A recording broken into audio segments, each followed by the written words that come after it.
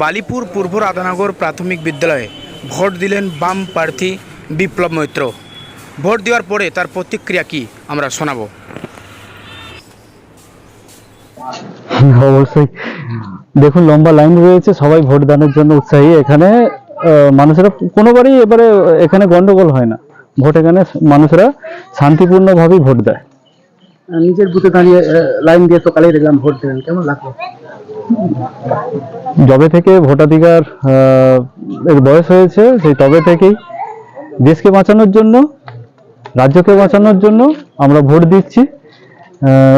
গণতন্ত্র প্রিয় মানুষ ভোট দিচ্ছে। কিছু কিছু দুষ্কৃতীরা তারা ভোটদানে বাধা দিচ্ছে, ওভারকাম করার চেষ্টা করা হচ্ছে। দেখা যাক কতদূর করা যায়।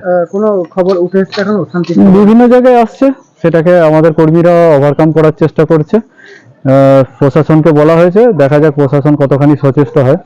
এখনো পর্যন্ত কোনো খবর আছে সব জায়গায় সিপিএম এর এজেন্ট বসতে পেরেছে বা কোনো অশান্তি? এজেন্ট সম্পূর্ণই রয়েছে, কিন্তু কিছু কিছু জায়গায় ঢুকতে বাধা দিচ্ছে, যার ফলে সেই এজেন্টগুলোকে বসাবার আমরা আগ্রহী এবং বিভিন্ন জায়গায় যাব। যে যে জায়গাগুলো এজেন্ট দিতে বাধা দিচ্ছে, সেই সেই জায়গাগুলো এজেন্ট আমরা বসাবো। আর আমরা লোকসভা পুরোটাকে ঘোরা হবে আজকে? চেষ্টা তো করবোই পুরোটাই ঘোরার জন্য। ফার্স্ট সকালে তো দেখলাম ভোট দিলেন।